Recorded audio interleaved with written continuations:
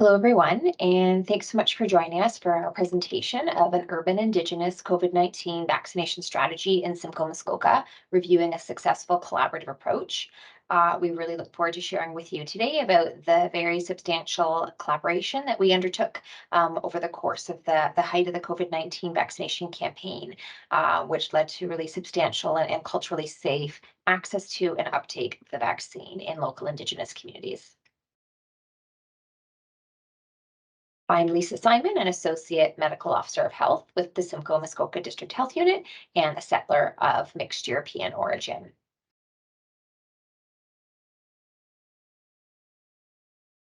Before we begin, I would like to acknowledge that the land that I am on today and the region that's served by SMDHU is the traditional territory of the Anishinaabeg Nation, specifically the Chippewa Tri-Council, comprised of the Chippewas of Beausoleil, Rama, and Georgina Island First Nations. I also acknowledge that the Potawatomis of Moose Deer Point, the Mohawks of Wata, and the Georgian Bay, Moon River, and Barrie South Simcoe Métis councils in this region. The Huron-Wendat and the Haudenosaunee Confederacy have also walked on this territory over time. I will now turn it over to my colleague, Germaine Trudeau-Elliott, who will tell you more about this work. Honey, my name is Germaine Trudeau-Elliott, and I'm a member of the Serpent River First Nation.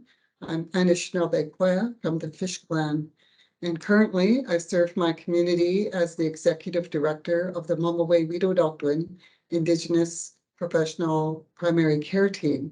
So we bring primary care to Indigenous communities in our region. We are Indigenous governed and Indigenous led.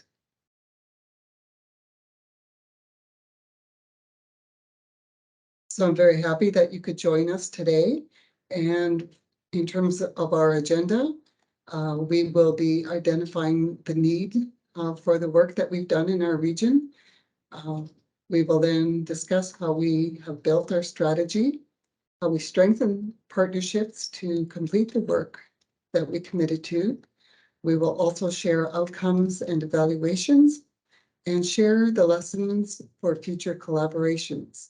There will be time for Q&A at the end. In early 2021, as the health unit was entering their mass immunization clinic planning phase, myself and other leaders from urban, rural, and Indigenous communities within Simcoe, Muskoka approached them with a request.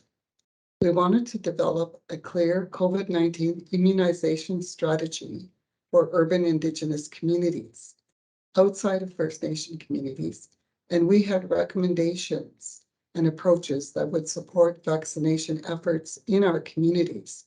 We had convened a meeting of the urban Indigenous leadership, and in that meeting created a briefing note outlining a strategy that we thought would work in reaching this vulnerable population. In building that strategy, we had many partners. So in this slide, you'll see some of the partners that we worked with. The intention of the collaboration was to address systemic barriers in accessing the vaccine for Indigenous community members, which it would include understanding the fear and anxiety involved in getting the vaccine. And we also acknowledge the existing mistrust of the healthcare system due to the history of medical racism. We also wanted to identify that hosting vaccine clinics in larger mainstream locations often created barriers to access for all of these reasons. So in this context, the Urban Indigenous Vaccine Strategy Working Group was formed in early 2021. To guide Simcoe Muskoka's urban Indigenous vaccination rollout, and in keeping with Indigenous populations as a priority in the provincial COVID-19 vaccination plan.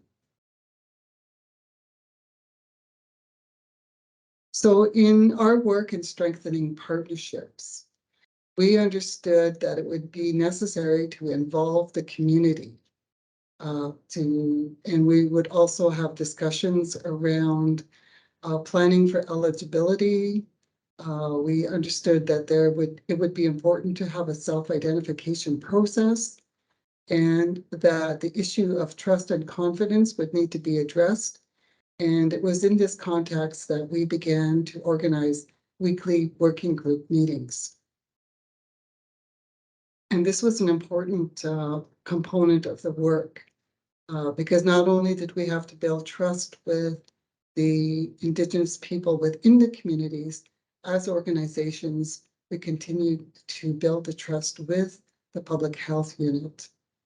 And so in this way, we were able to build a foundation for the ongoing work ahead.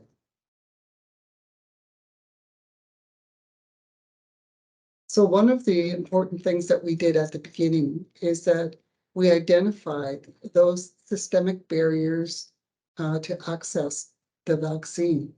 And I just wanted to take a moment here and pause and recollect what that environment was at that time. So I think we all remember that when the vaccines first became available, that everyone felt the scarcity of this much needed support that we needed to work in containing COVID-19.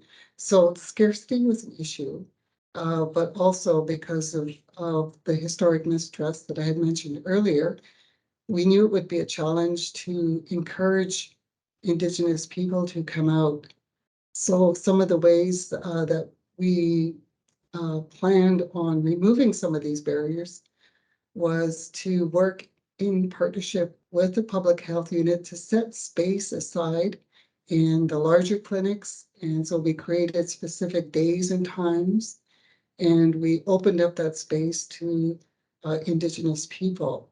We supported their involvement by uh, incorporating Indigenous ceremony into the offerings of the vaccine. So we always opened up with ceremony to bless the vaccine, and this was known in our community and was appreciated in our community. We also worked with Mamaway as well as other Indigenous primary healthcare providers in our region, for example, the health center at Beausoleil, so that there were Indigenous staff present to guide and support Indigenous community members. We offered a snack, and we also offered focus days where we would focus on the family and create space that was inviting to children to encourage that when the children's vaccine became available. We were also very appreciative of the support and guidance by the public health unit in this work, and their openness to understanding why our approaches were different.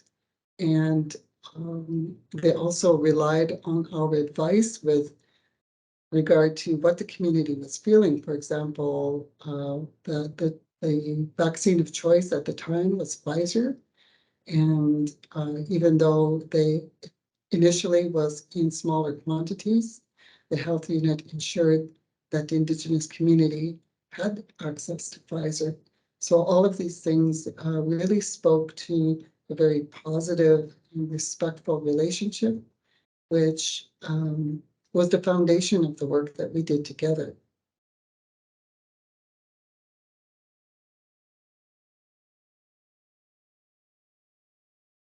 Another approach that we took was strengthening our own internal partnerships, and both to create education and awareness, but also to garner some of the support in offering the clinics. We knew the value of using social media, so we created posters and flyers. We made sure that the language that we were using was readily understood by our communities. We had support from the health unit to make sure that everything that we produced was accurate and aligned with the current practices of the day. So we created networks of social media like Twitter and Facebook. We also used radio and television ads featuring Indigenous community members. So here are some of the outcomes. As a result of this collective work that we've done together, we were able to offer 23 urban Indigenous focused clinics in Simcoe and Muskoka. So there were 9 in Barrie, 9 in Midland, and 5 in Orillia. We were also able to, and through this work, there was a total of 7,363 vaccines administered during this period. So 31% of that being first dose, 61% second dose, and 8% for the third dose. And I just want to add here that this is, in our opinion, pretty amazing and phenomenal, because before we started this work together, the urban Indigenous population was largely unseen, and it would have been very challenging to reach these numbers without a strategy. And the strategy itself would not have been possible without the commitment and respectful relationship that was developed between the urban Indigenous leadership and the Simcoe Muskoka District Health Unit.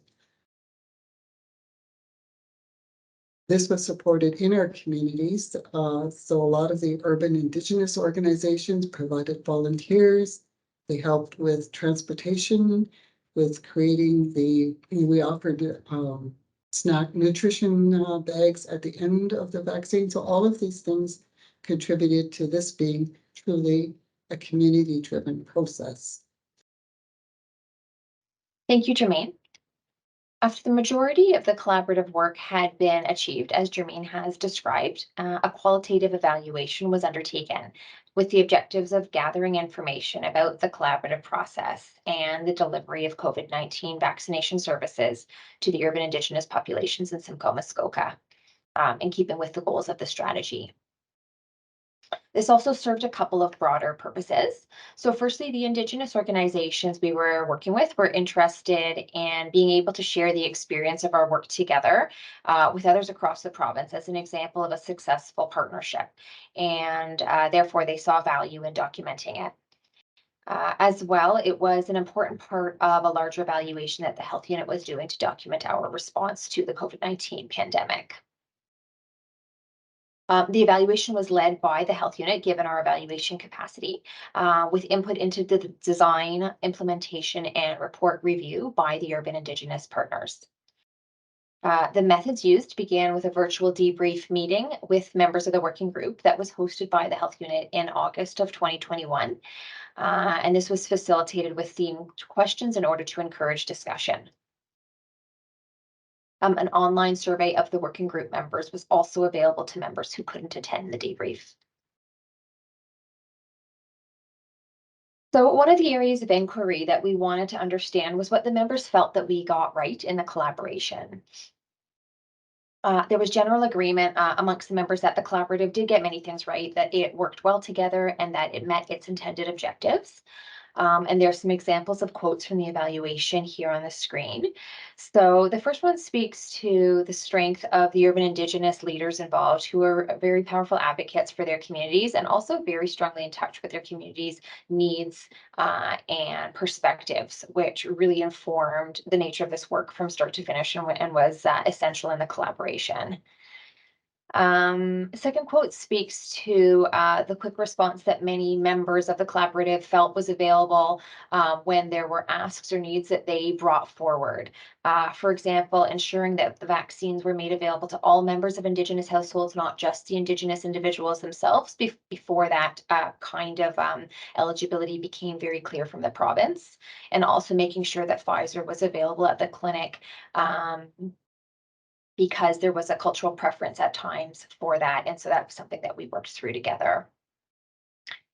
Thirdly, that every organization had the same goal and purpose, but that everyone brought their own expertise, networks, and capacity. So we were all really working in the same direction and putting in a lot of effort towards the same goal. The evaluation also aimed to find out how the Indigenous populations were engaged to ensure that their needs were understood and met. Also if they were equitably able to access vaccines, and what the contribution of the working group collaboration was to achieving this. The working group members did indicate that the engagement process for planning and implementation of immunization programming was a positive one, a meaningful one, and a responsive one. And again, there's some examples of quotes that speak to this. The first one is generally about the collaborative process. The second one is about the kinds of ethical decisions that we had to work through together in the process that we used to do that. So for example, deciding together on eligibility and also on whether and how to require proof of Indigenous identity, which was certainly an important and sensitive issue, and that changed over time in terms of how that was approached.